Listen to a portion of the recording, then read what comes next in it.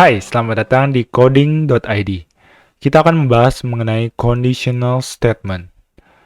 Kita akan memulai dengan apa itu conditional statement dan bagaimana kita mengimplementasikan conditional statement pada code kita.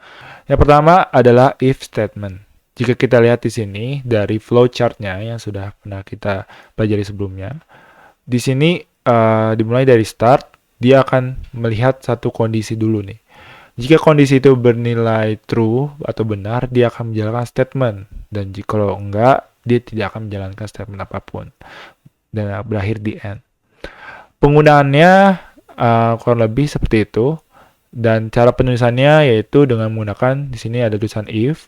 Lalu dalam kurung, ini adalah expression dari kondisi yang kalian ingin tetapkan ya. Dan jika ini bernilai true, dia baru akan menjalankan statement yang di bawahnya ini, yang di dalam kurung kurawal.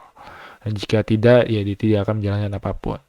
Kita akan coba langsung saja di dalam code JavaScript. Di sini kita akan buat satu variabel A, misalnya ya, kita kasih angka 10. Nah, kita tulis if A sama dengan 10, maka kita console log hi ini if, kita masukkan ke dalam string ya, hi ini if, dan juga saya mau console log dua kali, satunya lagi adalah A bernilai 10. Oke, kita akan jalankan, kita pakai live server, dia akan kebuka, kita pencet F12. Lalu, nah, kita lihat di sini. Di sini let A sama dengan 10. If A sama dengan 10, maka dia akan ngeprint ini. Dan di sini udah keluar ya, hi ini if A bernilai 10. Kenapa bisa keluar? Karena ketika kita lihat di sini A punya nilai 10. Dan ketika dia masuk sini, jika A sama dengan 10, maka dia akan menjalankan ini. Makanya ini bernilai true ya. A sama dengan 10. True, baru jalan. Kalau misalnya kita ganti nih jadi 1 misalnya, maka tidak akan ngeprint apa-apa karena nilai di sini, nilai di sini ketika dicek A di sini ternyata sama dengan 10 dan nilainya false ya. A tidak sama dengan 10. Makanya dia tidak akan menjalankan ini. Kurang lebih seperti itu proses untuk penggunaan if. Teman-teman bisa menggunakan banyak operator-operator yang sudah kita pelajari sebelumnya, lebih besar, lebih kecil, tidak sama dengan, dan sebagainya untuk penggunaan conditional statement di sini. Nah, kita akan lihat lagi di PPT kita. Di sini selanjutnya ada namanya if, else, dan else. Nah, kita lihat dulu dari flowchart-nya. Kalau dilihat di sini ada kondisi 1, di mana ketika kita lihat ya di sini, jika dia benar dia akan menjalankan statementnya dan dia langsung selesai. Nah, kalau dia false, dia bisa punya kondisi lain, gitu ya, ngecek kondisi lain. Jika true, dia akan jalankan statementnya lalu selesai. Kalau misalnya masih false, dia bisa punya kondisi lain sampai akhirnya kita bisa kasih, kalau masih salah, kita bisa kasih statement terakhir gitu ya. Nah, ini yang else. Jadi, kondisi ini kita sebut sebagai else if, sedangkan kondisi terakhir tanpa kondisi itu kita sebut else. Nah, kita lihat di sini cara penulisannya. Pertama harus ada if utamanya. Jika misalnya kondisi 1 nih tidak terpenuhi, kita bisa menggunakan else.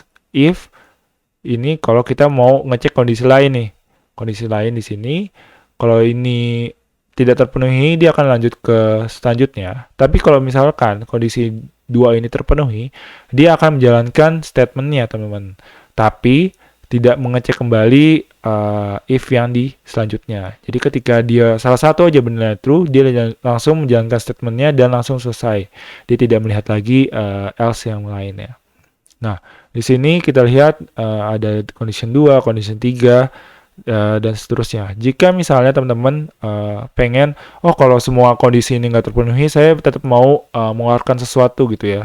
Jadi bisa menggunakan else. Jadi kalau semua kondisi sebelumnya tidak terpenuhi, dia pasti akan mengeluarkan statement yang lain juga. Dan di sini kalian bisa berikan satu baris code untuk kalau semua kondisi ini tidak terpenuhi. Situ kita akan coba langsung. Di sini misalnya tadi saya punya A sama dengan 10.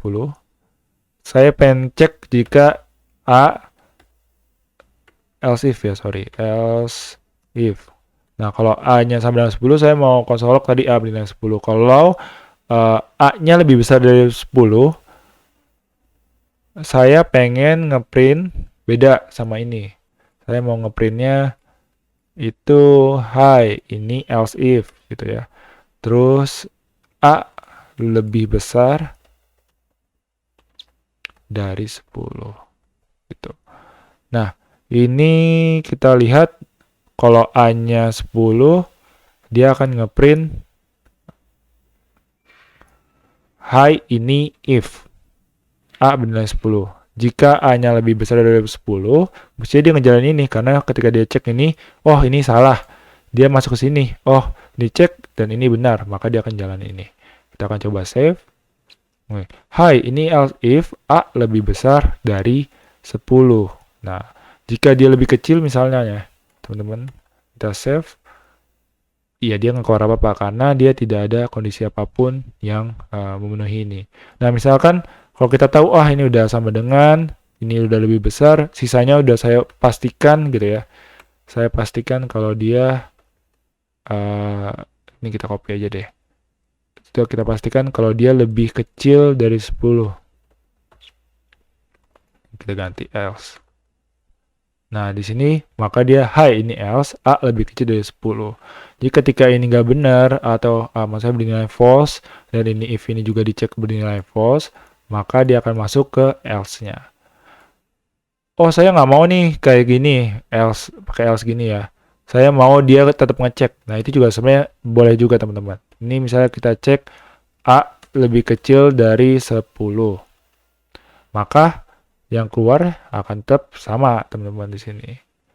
Nah, tapi gimana kalau A ini kita isi dengan string misalnya hi? Dia nggak isi apa-apa ya. Misalnya kalau kita mau ngecek, oh kalau misalnya ini salah, berarti apa nih yang kita mau keluarin? Kita mungkin bisa keluarin kayak type, kita kasih ini type A berbeda gitu. Nah, di sini ketika misalnya kita A-nya isinya high, kita masih bisa tahu ternyata high ini type-nya berbeda. Bukan integer gitu. Bukan number kali ya, number.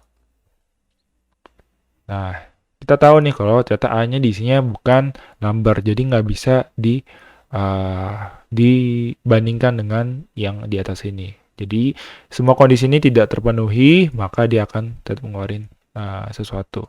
Proses lagi, ada proses tentu.